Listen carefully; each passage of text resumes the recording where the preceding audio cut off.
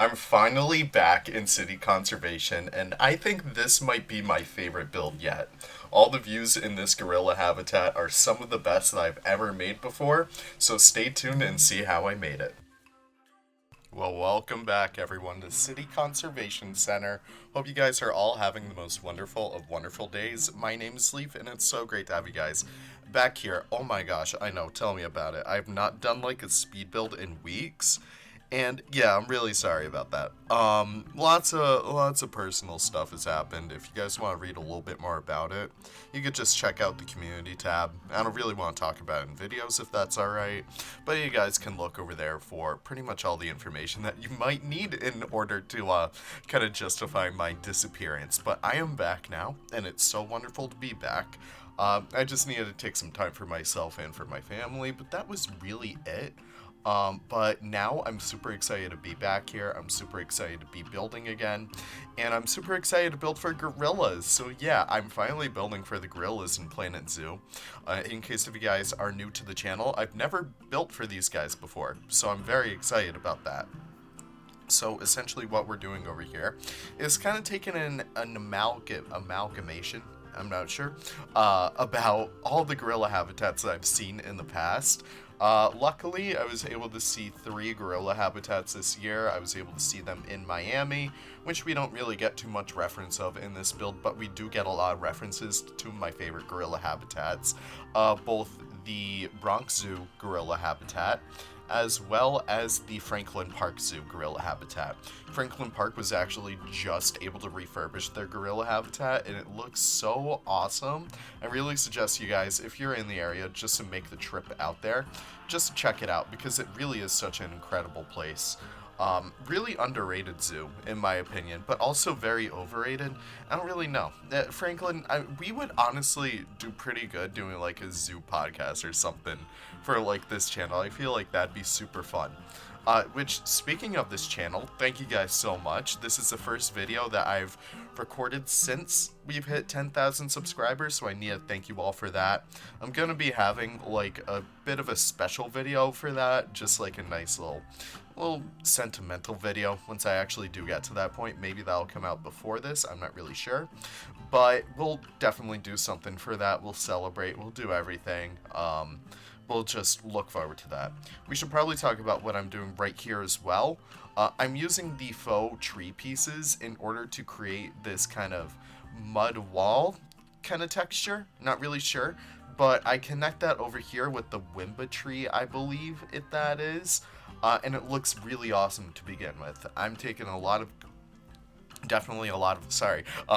calls from the Bronx Zoo about this.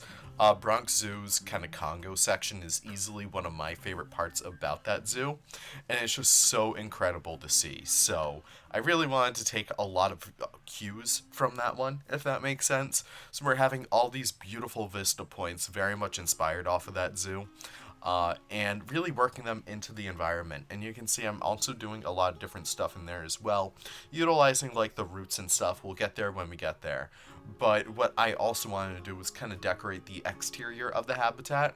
Ideally, this area would be kind of covered over. Normally, you don't really need to see gorilla habitats being covered, but Franklin Park Zoo does, because their gorilla, Little Joe his name is, was able to escape, and ever since then they kind of kept them inside until they recently refurbished the habitat and they netted over their enclosure, which hopefully, if I do get like the stamina to, I guess, I'll do for this habitat.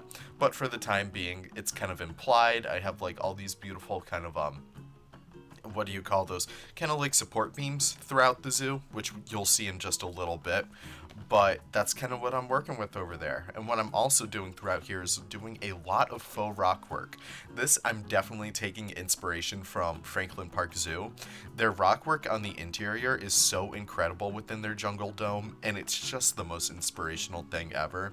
I really suggest you guys definitely try and make your way out there.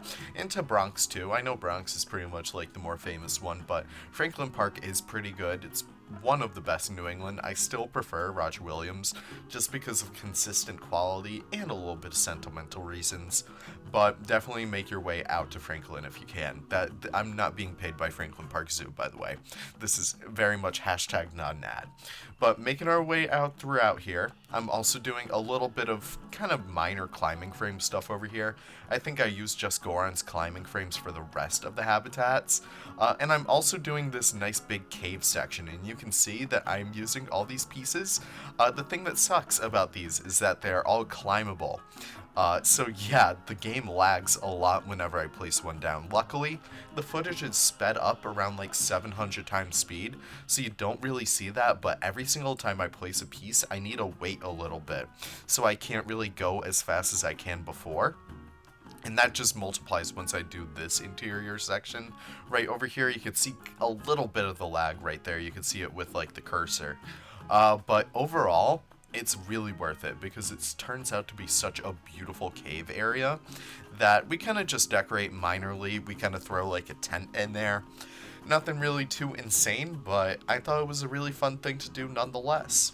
So making our way in here as well, just adding these small little details.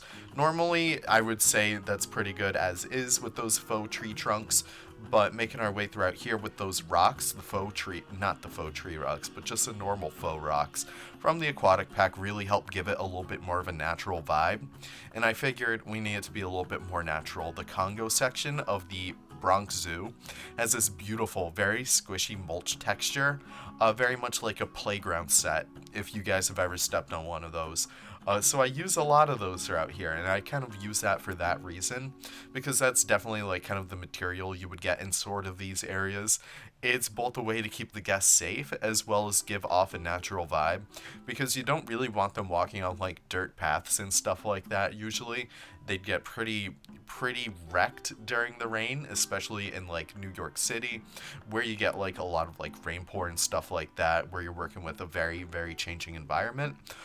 So you will want to oftentimes opt for a lot more safer kind of things.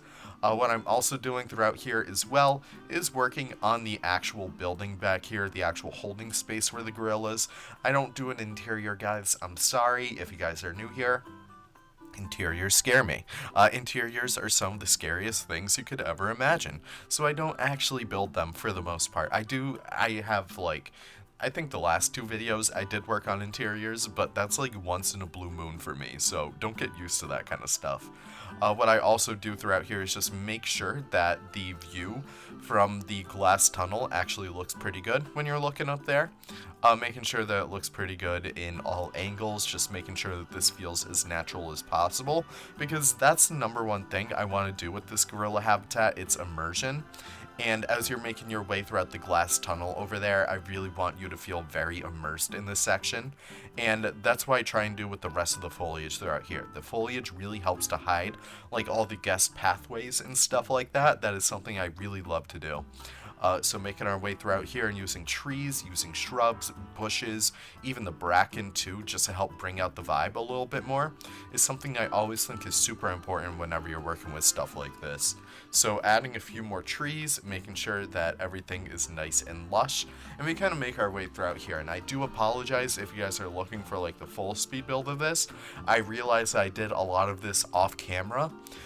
Usually whenever I record speed builds, I do them at my own pace. Whenever I do record, I don't really look for the perfect speed build, and I know that's usually what you guys are probably looking for, but at the end of the day, I just care the most about a beautiful habitat and a beautiful zoo to begin with, and that's one of my biggest flaws as a creator, so I do apologize, but in the end of the day, I'm just super happy to show off these zoos and make them for you guys to explore for yourselves.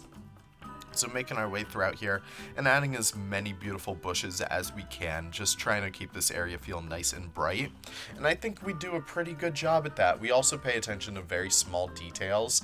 So you can see me using a lot of the periwinkle grass in like these areas that would probably have them. Just making our way, especially next to like especially next to those glass tunnels and stuff like that, you would definitely see a lot of grass growing against there, because that's areas where the gorillas wouldn't really go. Those are areas that would grow a lot of weeds, And just making sure that we're able to take that realism into account is something I always love to do. So always just keep in mind where water would flow whenever you're building. Always make sure that you know where kind of like water would generate and kind of like pool up, and where your foliage would grow off of that. Usually in like these nice rocky areas, you would get some nice crevices where some plants would be able to grow and stuff like that. So that's always super important to take into mind. That's always super important just to see. I also want to add a small water feature over here, nothing really too crazy. Probably should have done a waterfall too. I don't really build too many waterfalls. I feel like Estan would be so disappointed in me.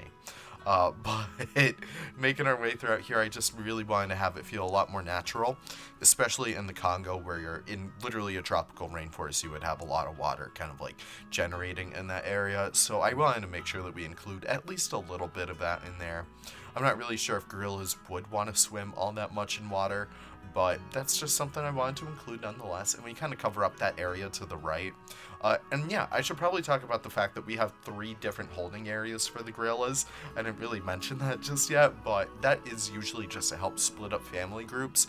Usually you want to split up the males from the rest because they do tend to get pretty aggressive, and you want to split males up from each other because they can be pretty scary together. But that's really it. Thank you guys so much for watching. I just really want to take this time to thank you guys so much for your support, just all your kind messages on the last community post. It really does help me a lot. Some of you guys even had me tear up a little bit, which, good job. You broke me. But adding some enrichment throughout here, just making sure that we're able to integrate all of this pretty well. And yeah, that's really about it. But I think I'll take off right here so you guys can enjoy the cinematics. I apologize, they're not perfect. I've been out of this game for a little bit, but I'm super happy to get back into it. So thank you guys so much for watching. You guys are always the best, and I can't wait to see you all in the next episode of City Conservation Center and all the news updates that we'll probably get this week. Thank you guys so much for watching. Can't wait to see you all in the next one. Take care and have the most wonderful of wonderful days. Bye-bye now.